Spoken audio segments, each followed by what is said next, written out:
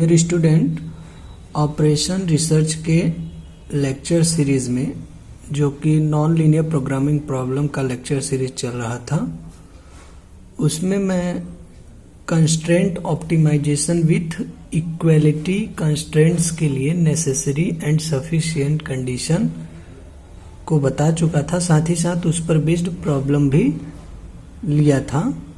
यहाँ पर है कि constraint optimisation with inequality constraint. अभी तक जो भी सब्जेक्ट टू कंस्ट्रेंट या फंक्शन लिया जा रहा था वो इक्वल कंस्ट्रेंट्स के लिए था। अब यहाँ पर इनइक्वालिटी यानी लेस आर और ग्रेटर साइन के लिए हम ऑप्टिमाइजेशन देखेंगे। तो जो इक्वलिटी कंस्ट्रेंट के लिए ऑप्टिमाइजेशन देखा जाता था, वहां पर लेग्रांजेस मल्टीप्लायर मेथड से उसके नेसेसरी सफिशिएंट कंडीशन को दिखाया गया था। यहाँ पर हम इस टाइप्स के इनइक्वालिटी कंस्ट्रेंट्स को सॉल्यूशन करने के लिए कंटक्कर मेथड का यूज करेंगे।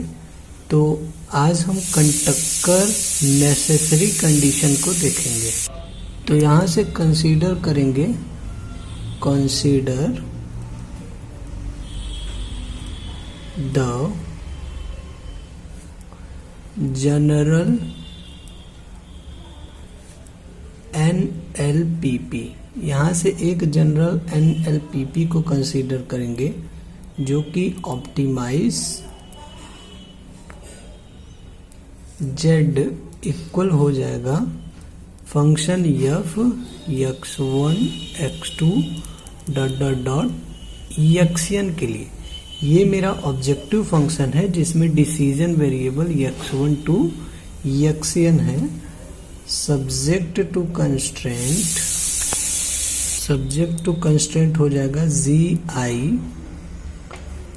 x1 x2 xn less or equal हो जाएगा ci के लिए। इसको हम स्टार मान लेते हैं। यहीं पर जब constraint optimisation with equality constraint देखे थे तो यही इक्वल का साइन था, पर इन इक्वालिटी कंस्ट्रेंट के लिए जो gi x1 to xn होगा उसके लिए यहाँ पर इनइक्वालिटी लेस आर इक्वल का है। साथ ही साथ इसके पहले मैं ये भी जानता था कि जितने भी डिसीजन वेरिएबल होते हैं and every decision variable x1 x2 xn ये ग्रेटर आर इक्वल होता है 0 से। ऐसा हम आप अपने इसके पहले भी देख चुके हैं। फिर वेयर ci इज कांस्टेंट, और ci मेरा क्या है, कांस्टेंट टर्म है। फिर अब हम इसके नेसेसरी कंडीशन को देखेंगे कि द नेसेसरी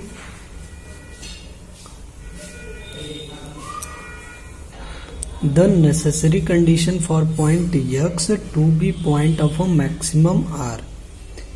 यहाँ से जैसे ही इसके नेसेसरी कंडीशन लेते थे तो उसका नेसेसरी कंडीशन इस तरीके से हो जाएगा कि जो भी मैं फंक्शन L लूंगा x लैम्डा यस टाइप का होगा उसे xj के रेस्पेक्ट में पार्शियल डिफरेंशिएट करूंगा। पार्शियल डिफरेंशिएट करने का ये मतलब कि xj क्या है मेरा, every decision variable x1 to xn सभी के रेस्पेक्ट में पार्शियल डिफरेंशिएट करेंगे, उससे जो वैल्यू मिलेगा वो इक्वल हो जाएगा 0 के। अब यहाँ पर dy अपॉन dy xj है और ये fj minus lambda i into hj i है।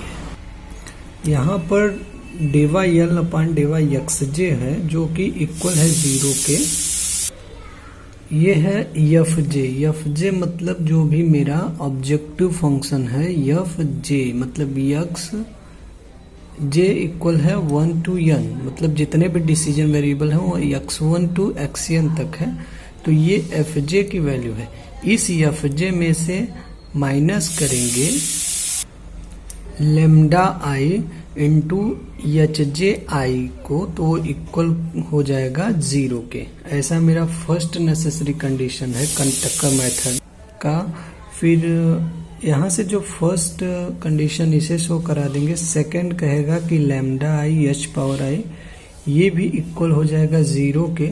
यहाँ से lambda I as it is G I X minus C I, ये कैसे आया, जैसे यही फंक्शन है, इसमें से अगर हम सी आई को आर एच एस से एल एच एस साइड लाए, फिर उसी को हम एच आई मान लिए, तो वही यहाँ से है lambda I into H I equal हो जाएगा 0 के। इसी एच आई की वैल्यू यहाँ से पुट कर दिया और ये भी इक्वल हो जाएगा 0 के। साथ ही साथ जो भी न्यू कंस्ट्रेंट बन रहे हैं रिड्यूस करने के बाद, वहाँ से वो एच आई लेसर इक्वल हो जाएगा 0 के। और ये इम्प्लॉइज कर देगा कि जितने भी जी आई एक्स होंगे वो लेसर इक्वल हो जाएगा सी आई के। यहाँ पर तो आल जी आई एक्स लेसर इक्वल हो जाएगा सी आई के, और जितने भी लेमडा आई होंगे वो सभी lambda I greater or equal हो जाएगा 0 के। यहाँ से आई 1 to m है और j 1 to n है, ठीक है, 1 to n j है, और साथ ही साथ एच आई एच जे की वैल्यू ये है और एफ जे की वैल्यू ये है। तो ये हमारा कंटक्कर नेसेसरी कंडीशन का स्टेटमेंट होता है, और इसी कंटक्कर नेसेसरी कंडीशंस के प्रूफ को मैं देखता हूँ। डियर स्टूडेंट, जो constraint optimisation with inequality constraint था, इसको हम कंटक्कर मेथड से इसके नेसेसरी कंडीशन को फाइंड करते हैं। तो प्रूफ करने से पहले देख लेते हैं कि यहाँ से कंसीडर करेंगे एक जनरल NLPP को, वो होगा optimisation z equal to F x1 x2 dot dot dot xn तक। यहाँ से सब्जेक्ट टू कंस्ट्रेंट इस तरीके से लेंगे, ये सभी सिमिलर होगा जैसे कि जनरल NLPP के लिए लेते थे।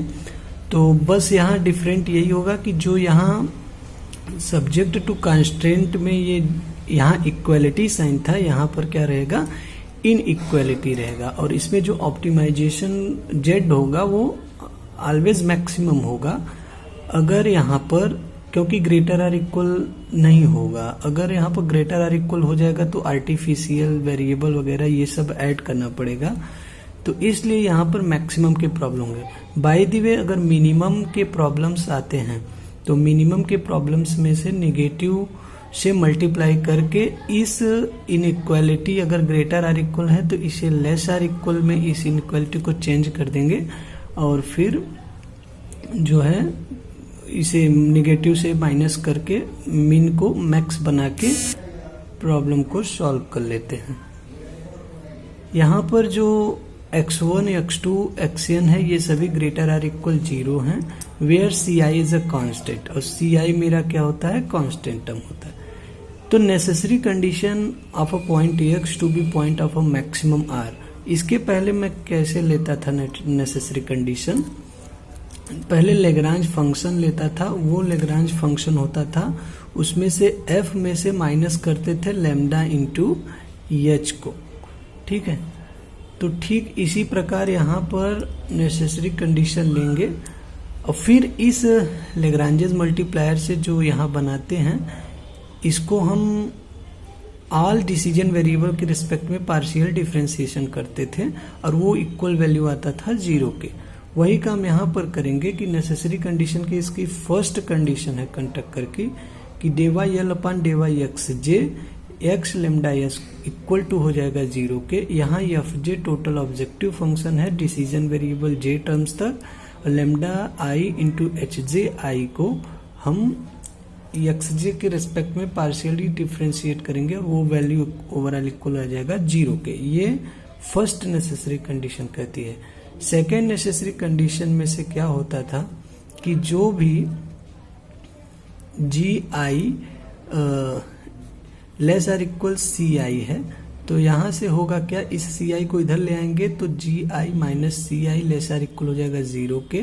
इसी को हम एच आई मान लेते हैं और फिर इसमें लैम्डा आई से मल्टीप्लाई कर देते हैं और ये ऑलरेडी लेस आर इक्वल हो जाता है 0 के। इसके कंडीशन में लेस आर इक्वल हो जाएगा 0 के, यहाँ से जी आई कंसीडर कर लिया गया है। और ठीक इसी प्रकार जो lambda I into H I है वो इक्वल हो जाएगा 0 के। ये जानते हैं कि जो भी जी आई एक्स माइनस सी आई होता है उसमें लैम्डा आई का मल्टीप्लाई करते हैं वो इक्वल हो जाता है ऑलरेडी 0 के। ये हमारा सेकेंड कंडीशन है, ऐसा शो कराना। साथ में third condition H I always less or equal हो जाएगा 0 के। मतलब अगर यहाँ पर हम कंडीशन लिए हैं कि जी आई इक्वल है सी आई के, मतलब लेस आर इक्वल है सी आई के, तो यहाँ से हो जाएगा जी आई माइनस सी आई भी लेस आर इक्वल हो जाएगा 0 के। और इसी को एच आई मान लेंगे तो यहाँ से ये इम्प्लॉइज कर देगा कि H I always less or equal हो जाएगा 0 के। वही चीज यहाँ दिखाया गया है। और जब H I always less or equal हो जाएगा 0 के तो जी आई माइनस सी आई भी लेस आर इक्वल हो जाएगा 0 के। तो G I less or equal हो जाएगा सी आई के। तो यही हमारा थर्ड कंडीशन है, इसको भी हमें शो कराना है। साथ ही साथ ये दिखाना है कि ऑल लैम्डा आई भी ग्रेटर आर इक्वल हो जाएगा 0 के, where I equal to 1 to ... M के लिए, और जे हमारा 1 to n है। और ये सभी कंडीशन है जो कि पहले हम आप पढ़ चुके हैं। तो इस तरीके से ये मेरा होता है कंटक्कर मेथड के नेसेसरी कंडीशन के स्टेटमेंट। अब इसके प्रूफ पर हम बात करेंगे इसके नेक्स्ट लेक्चर में। धन्यवाद।